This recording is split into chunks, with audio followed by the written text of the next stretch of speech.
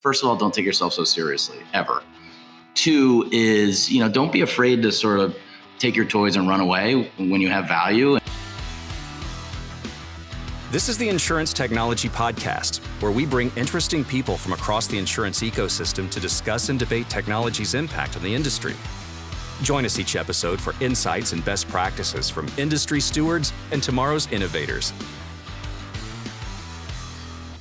All right, so we are here for another one of our hot seat episodes, and today I have Jason Griswold with us. Thank you for coming and answering some questions about yourself before we go into the full interview with REIN. Absolutely. Excited to be here. So my first question, a boss or mentor that has made an impact on your career? Oh, gosh, boss or mentor. I had I was in the interactive advertising business a bunch of years ago, and I had a great boss, a guy, John Tatar, who what I loved about his style, I was probably mid-20s, VP of sales, trying to take on the world, not really knowing a lot about it. And he was great. We were in interactive advertising, so we're selling like General Motors on why use our technology to do video ads on the internet, very early days. And everybody was chasing this guy who ran the GM account, and that was like the number one account. And I was spending all kinds of time and energy and effort, and this guy wasn't doing much. And finally, John's like, Jason, why don't I come, spend some time with you with this guy? It's like, great. John goes in, just throws a grenade on the table, tells the guy, we don't want to do business with you. You're not good enough for us. And, on and on and on.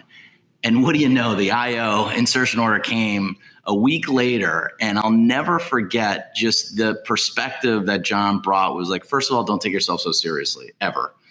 Two is, don't be afraid to sort of take your toys and run away when you have value. And I always think about that a lot of times, certainly in this lovely insurance business where people have a lot of egos and you're like, oh my God, can we just sit down and talk about trying to get something done? So that made a big impact on my career as a young, head of sales, trying to figure out, what to do, when to do it. And that definitely helped through 9/11 when we had to figure out how to keep the company in business. And, things worked out and we sold it to a division of Amazon over time. So, he made a big impact for me.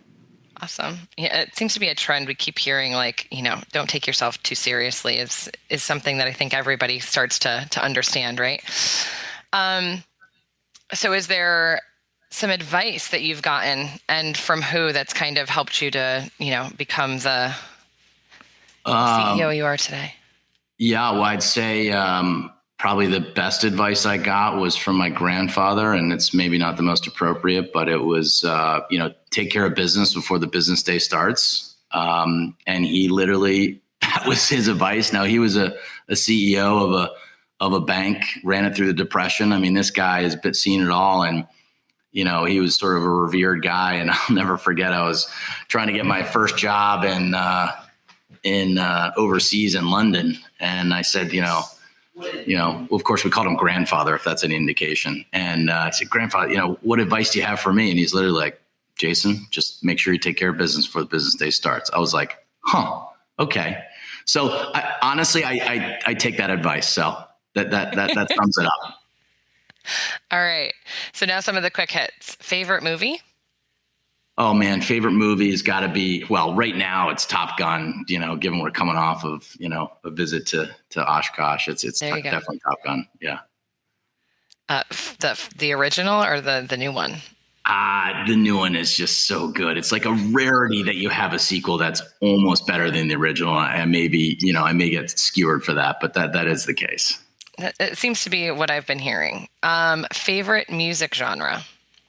I got to tell you, my 10-year-old son has gotten me back into reggae. It's kind of random, but I'm loving kind of the Bob Marley vibe that my 10-year-old vibes. I'm like, all right, this is pretty cool. So we were literally on the car ride down listening to, Jimmy Cliff and, Bob Marley. And it's feel good music. And sometimes you just need to have feel good music. So I I listen to pretty much anything, but I feel like Bob Marley's been a big one of late. I love that you have a 10-year-old that listens to Bob Marley. Yeah, it's crazy. So I know that you're just coming off a trip, so this may be a closer to home, but the last event that you purchased a ticket for and attended. I think I did purchase a ticket. So this is super random, but a friend of mine was like, hey, would you want to enter this event? It's called a swim run. And I was like, all right, I can kind of swim and kind of run. I don't know what that is. And he's like, yeah, well, come to Portland, Maine, and we basically run around these islands and then swim between the islands and then run around another one and swim to the next one. I was like, okay. He goes, but the only thing is you got to be tethered to each other. I'm like, dude, I don't know you that well. So how's that going to go? And I got to tell you, we had so much fun. Other than, Noah letting us know that there was a 13-foot great white cruising around the harbor, that didn't make you feel super awesome, but Make you swim a little faster.